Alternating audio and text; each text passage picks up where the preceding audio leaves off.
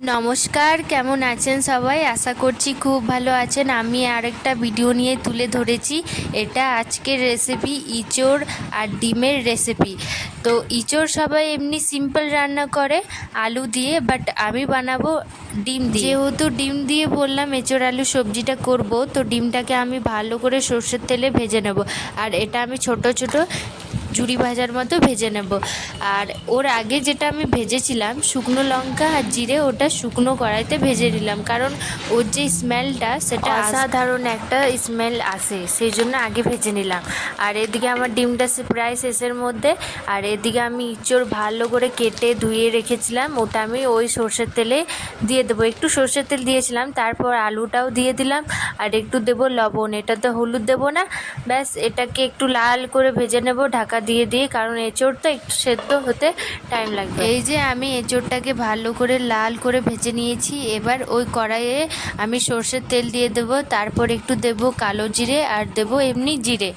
তারপর ওটা একটু ভেজে নিয়ে এই যে আমার সমস্ত কাটা হয়ে গেছিলো, ক্যাপসিকাম কটা লঙ্কা দিয়ে ভেজে নেব। তারপর একটু পেঁয়াজ দিয়ে দেবো, এটা আমি কুচি কুচি করে কেটেছি, আপনারা চাইলে লম্বা করেও কাটতে পারেন।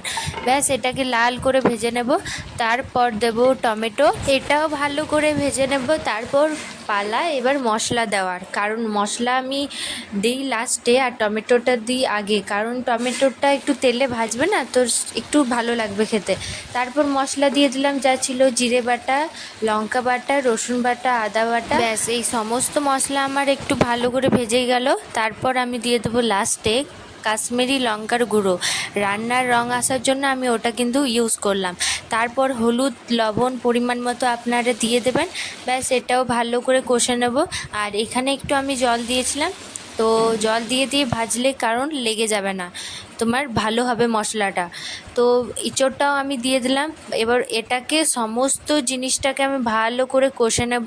যখন একটু কষা হয়ে যাবে তখন দেখবে একটুকু জল নেই, তো আমি এই মুহূর্তে আমি একটু ঢাকা দিয়ে দেব, কারণ একটুকু যে মশলাটা সেটা এঁচড়ের গায়ে একটু ঢুকবে।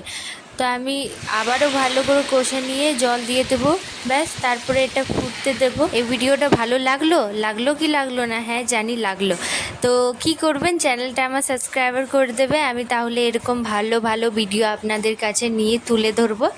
আর আপনারাই বলো আমাকে যে আমি কি রেসিপি করব, কারণ আমি কনফিউজ হয়ে যাই যে আমি কি রেসিপি করব, আপনাদেরকে কি দেখাবো, আপনাদেরকে পছন্দ হবে কি না। তো আপনারাই বলো, ঠিক আছে? দেখো বকতে বকতে কতটা এগিয়ে গেলাম। তো আগে দিয়েছিলাম আমি ভাজা ডিমটা, আর জল দিয়েছিলাম কারণ আমি একটু লবণ দিলাম, আর শেষে দেবো সর্ষের তেল দিয়ে। ব্যাস আমি এটা নামিয়ে দেবো। কেমন লাগলো এই রান্নাটা অবশ্যই কিন্তু একটা ছোট্ট কমেন্ট করে জানাও। ভালো লেগে থাকে তাহলে চ্যানেলটা আমার সাবস্ক্রাইবার করো, একটা লাইক করো, আর গাইস জলদি জলদি পৌঁছে দাও আমাকে 1 লাখে, ঠিক আছে? ওকে, বাই, দেখা হচ্ছে নেক্সট ভিডিওতে।